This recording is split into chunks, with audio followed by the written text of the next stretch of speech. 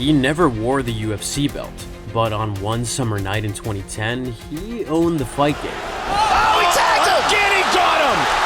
Rocked him! Unbelievable! He walked into the octagon a heavy underdog, but walked out a legend even in defeat. What a great main event. So how did a clean-cut college wrestler become MMA's most infamous anti-hero? The bad guy, the American gangster, undefeated and undisputed. Anderson Silva, you absolutely Chael Sonnen treated press conferences like WWE promos. He hijacked microphones, trashed entire nations, and once held Anderson Silva's belt hostage, just to make a point. Born in the mean streets of Westland, Oregon, Chael climbed out of amateur wrestling and into the chaos of MMA, not just to fight, but to perform. My neighbors were twins. They got a Mercedes for their birthday, but just one. They had to share that car. In the cage, he delivered takedowns. Outside of it, he delivered headlines. A blue-collar wrestler turned real estate agent turned public enemy number one. Chael's career was about grind, showmanship, and drama. From the Civil War to the courtroom scandal and the Vegas hotel brawl. But what really made him legendary was the way he managed to turn trash talk into the finest of arts, marketing chaos. That the toothbrush was actually created in Brazil. Yeah, it's true. Had it been created in America or really anywhere else, it'd be called the teeth brush. This is the story of how a D1 wrestler reinvented what it meant to be a fighter. Not by winning gold, but by selling the fight.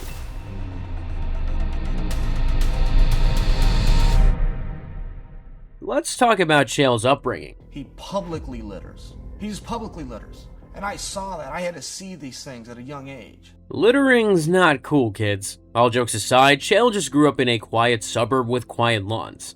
But even as a suburban kid, he just wanted to fight. And at 9 years old, he found it on the wrestling mat. He was a scrappy and intense competitor, and by high school, he was a state runner-up. By 19, he was already dabbling in boxing, hoping to one day fight in the UFC.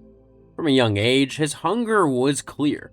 Before his first amateur bout, he conspired with his mom to, quote-unquote, get angry. He walked around huffing and puffing just to fake a bad mood. And hey, the truth is, it worked. Chael won. But then he spent 2 days recovering from the adrenaline dump. So his very first bout taught him something. Control your emotions to control the outcome. With this mentality, he won a wrestling scholarship, became a 2-time Pac-10 runner-up, and an NCAA All-American. He wasn't flashy, but he was relentless. Grit over grace, pressure over style. In Greco-Roman, he shone even brighter. He won 2 national titles and a silver world medal. By the late 90s, while guys his age chased girls, Chael was chasing the Olympics. He finished 4th in the 2000 trials. He was on the bubble, but off the team. Alternate wasn't an official title, and Chael knew it. And even though he would joke about it later, that stung. Because for Chael, almost was becoming a pattern. One that would follow him throughout the years. A record-setting win. Triangle! Watch out! Triangle! This is trouble! This is trouble! He was always close, but never crowned. So he changed sports. He started improving his boxing skills, and set his eyes on the octagon. Chael saw something in MMA that amateur wrestling could never offer: money. He once said that if you're a wrestler, MMA is very seductive. In wrestling, losing meant bruised pride. In MMA, you could lose and still get a great paycheck. He mocked fighters who treated training like a full-time job. You got the sense that Chael didn't care for the sacred seriousness of the sport. He enjoyed fighting, but he loved money a lot more. The wrestling mat gave him discipline, but the cage gave him a microphone. And boy, did he know how to use it. 6 feet tall and 205 pounds, boy, until I met you, I didn't know they could stack crap that high. But Chael's professional career didn't start with fireworks. It started in local gyms, at regional fight cards around the Pacific Northwest. He even launched his own amateur promotion, FCFF, while juggling real estate deals on the side. He was building his career with his hands and mouth at the same time. Veteran Matt Lindland, already a believer, told crowds, Chael's time is coming, he's put the work in. But the results didn't scream future star. In 2003, Chael went 1-2, and one of those losses was a triangle choke from light heavyweight Forrest Griffin. Chael bounced back though. He won the Gladiator Challenge light heavyweight title and fought his way to a 13-5 record by 2004. That was enough to catch the UFC's attention, and in 2005, Chael made his UFC debut against Renato Sobral. Sobral was a seasoned veteran dropping down in weight, and Uncle Chael lost by triangle again. Given the number of times he lost because of it, I think it's safe to assume that move haunts him in his sleep. But momentum didn't scare the bad guy. In early 2006, he got his first win in the UFC, a unanimous decision over Trevor Prangley. Then came UFC 60, his third fight against Jeremy Horn. Another loss, another step back. By mid-2006, his UFC record was 1-2, and just like that, Chael Sonnen was cut. He later shrugged it off by saying that in MMA, name recognition is more important, so he made sure people remembered his. He went international and signed with Bodog Fight, a startup promotion with big money and big matchmaking gaps. But in the ring, Chael went on a tear. He got 4 straight wins over Kreter, Olenek, McKenzie, and Saloyev. Not only that, but Uncle Chael was finally making money, $35,000 per fight to be exact, which was a far cry from his original goal of $10,000 per year. But fame was still elusive to him. Chael actually talked about this later, saying Bodog was unable to create compelling matches, and because of that, his image began to fade. That's when the WEC came knocking. In 2007, the promotion needed a challenger for middleweight king Paulo Filho, who was a feared and undefeated monster. There it is! It's over! It's over! Paulo Filho returns! Uncle Chael actually broke his Bodog contract to take the fight, because who cares about abetting the law anyway, right? It was the kind of risk only a desperate fighter would take. And to make matters more complicated, the result of WEC 31 was chaotic. Chael dominated early, then Filho locked in an armbar. Chael screamed, but never tapped, and yet the referee stopped it anyway. Chael insisted that it was not a submission, but a misunderstanding. Frankie put me in a submission. He did a good job of securing it, but I didn't tap. If nothing else, you can expect controversy from good old Uncle Chael wherever he goes. He redeemed himself at WEC 36 though. Filho missed weight and the title was now off the table. But Chael didn't care. He had wrestled the Brazilian for 3 rounds and walked away with a decisive win. That was the definitive moment in his mixed martial arts career. Chael P. Sonnen was no longer a journeyman. He wasn't just grinding anymore, he was talking. Between fights, he ran real estate deals, took pro wrestling to court over state regulation, and told anyone who'd listen how great he was. The point that I'm getting at is this. I am the #1 contender. I am the one they will remember. I have the mandate of the masses. By late 2008, Chael was 22-9 and knocking on the door of the big leagues. While fans saw a big mouth, promoters saw a big marketing opportunity. By 2009, Chael Sonnen had clawed his way back into the UFC. This was around the time when everything changed for the American gangster. 3 straight wins against Dan Miller, Yushin Okami, and Nate Marquardt put him at the front of the line for a shot at the middleweight title. The champion and the man who was holding it was none other than the Spider, Anderson Silva. Split second. Oh! He front kicked him in the face! Anderson Silva! An untouchable legend who was 12-0 in the UFC. No one could even touch him, literally or figuratively. But Chael didn't care about that.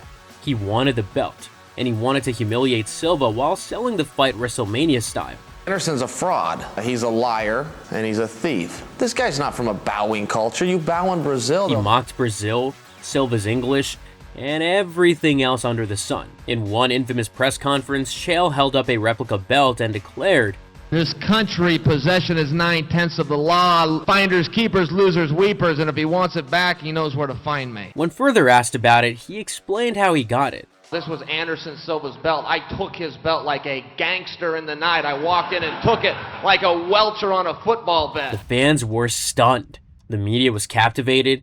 Dana White knew that he had just hit the jackpot, and everyone was watching. Speaking of jackpot, UFC 117 took place on August 7th, 2010, and Vegas didn't like Chael's odds. Silva was a -500 favorite, but from the opening bell, Chael Sonnen brought hell. Early on, he cracked Silva twice with a left, he took him down at will, and he mauled the champion for 23 straight minutes. Put on Silva. Oh my! You could hear that one. Now Silva's corner was panicking. The greatest striker in UFC history was getting wrestled into oblivion. The commentators were speechless, the fans were shocked, and the fight world was turning upside down. Then came round 5, 2 minutes left on the clock. From the bottom, Silva threw up a triangle armbar. Chael didn't see it in time, and Silva forced him to tap. Chael's got his legs. He's got his legs across. That's what's. He's tapping. The crowd erupted. Somehow Silva survived, but Chael's stock skyrocketed. He walked out of the cage without the belt, but earned an iconic status. Because in those 4.5 rounds, Chael Sonnen became something rare in MMA. A villain you could root for, and a loser who made history. But there's the other side of the coin. Once again, he came up short. Another silver medal for Chael. As he watched someone else wear the gold he had fought so hard to win. I came in with the silver medal. I wrestled for a world championship. I came in second. I fought in the WEC for a world championship. Trouble followed Chael off the mat too. In 2011, he went from real estate agent to federal defendant when prosecutors said he helped launder dirty mortgage money. Chael didn't really argue. He pleaded guilty, lost his license, and paid a $10,000 fine. He took the L, but the timing couldn't have been worse. While the plea deal was unfolding, he was already under suspension in Nevada for a failed drug test after the first Anderson Silva fight. Yet another controversy, and it wouldn't be his last. That test showed sky-high testosterone levels. The commission gave him a 6-month ban. Chael claimed it happened because he suddenly had to stop using testosterone replacement therapy, something he had relied on for years. Thankfully for Chael and us fans, 2 years after their first bout, we got a special announcement. The much-anticipated rematch would take place at UFC 148. The build-up for this was pure theater. Chael doubled down on the trash talk and repeatedly taunted Brazil. I hope they collect them all. I hope they put them in a nice ball, turn them sideways, and shove them straight up their ass. That's what they can do with the Brazilian. He called out Anderson Silva in every interview, scrum, and press conference. The UFC loved it, and fans couldn't get enough of him. I'm like John Jones, I sound like Sean Combs, and I got trombone-sized stones like John Holmes. Chael openly embraced the role of the villain and pro wrestling culture. Just as a WWE heel boasts a title in hand, Chael paraded a championship that belonged to Silva, trash-talking his way into the news cycles. The man delivered an arsenal of memes every time he opened his mouth. He had these infamous lines and rhymes that he'd use, just like a pro wrestler had catchphrases. For example, during the Michael Bisping press conference in 2012, when he said, "How you gonna deal with the Man of Steel, and how will you react to Sonnen's attack?" Chael was a trouble starter, and his flair was no accident. The bad guy grew up watching pro wrestling and picked up a lesson. Trash talk sells. He remembered idols like Ric Flair bragging on the mic, and he emulated that cadence. Even UFC commentators talked about how Chael's promos made MMA feel like pro wrestling's televised rival match, with Chael happily taking on the role of the obnoxious villain. Most people don't know this, but he once flirted with pro wrestling. In 1996, he had a brief stint in the WCW, parachuted in as a fan who turned out to be part of the show, and years later even teased joining the WWE. He quipped that the WWE made offers to stick it to the UFC by hiring him, highlighting how pro wrestling and MMA were in many ways cut from the same cloth. All the other fighters were incredibly surprised by Chael's ability to stay in character. Dana White once joked that Chael was nuts, admitting he was perplexed by his act. You need to understand that, unlike today, a time when everyone calls everyone out, listening to most UFC fighters back then was way less entertaining than watching paint dry. Chael gave performances. At fan Q&As, hecklers quickly learned that if you whispered at him, he'd destroy you with a one-liner. One fan even tried to insult him at an expo, which obviously didn't go over well. Back here, Jack Roller, Oklahoma. Spit it out, brother. You're putting everybody to sleep, man. I'm about to come down there and whip your ass in a second. Chael's mic skills earned him fame as much as his wrestling. But eventually, the time for talking was over, and fight night was upon us. July 7th, 2012, Las Vegas. The first round was similar to the one in their first meeting. Chael dominated the champion on the ground throughout its entirety. Then came round 2, and the story here was simple: clinching. Well, at least until Chael threw a spinning back fist, which he missed, causing him to slip. Anderson Silva saw the opening and immediately took advantage of it. Looking to finish the fight. Chael's in trouble. It is all over. The champion hit the challenger with a knee to the body and followed it up with a relentless storm of strikes. Just like that, the fight was over, and this time there was no almost. Just a clean, violent, definitive end to an epic rivalry. But its legendary status is still felt today. Years later, the UFC inducted their first bout into the Hall of Fame, the 5-round war that flipped the sport upside down. Chael may have lost twice, but he gave fans the fight of the decade, and he proved that, even in his prime, Anderson Silva was a beatable human, which was no easy task. But Chael's second loss to Silva wasn't the end of the bad guy's run though. He still had more gas left in his tank. Instead of fading out, Chael moved up a weight class to light heavyweight and somehow talked his way into a title shot against Jon Jones at UFC 159. Was the trash talking fun? Absolutely, but the fight itself didn't go well for Chael. Jon Jones stopped him in the first round. Chael broke his toe and didn't even notice until Joe Rogan pointed it out after the fight, but he was still not done. A few months later, he choked out Shogun Rua in the first round, which was his first submission win in years. For a moment, it looked like maybe there was another title shot in Uncle Chael's future. Then came UFC 167, where the American gangster finished Rashad Evans in the first round by TKO. We didn't know it then, but that was the last time Chael won in the UFC. He pivoted to coaching the Ultimate Fighter Brazil against his nemesis, Wanderlei Silva. But before that could pay off in the cage, he failed a drug test again. This was like the greatest moment of my day. Anastrozole, clomiphene, substances linked to testosterone cycling. The Nevada Commission wasn't buying excuses this time, so they pulled him from UFC 175, and in June 2014, Chael sort of retired. And the reason why I say sort of is because in 2016, he signed with Bellator for a grudge fight against Tito Ortiz.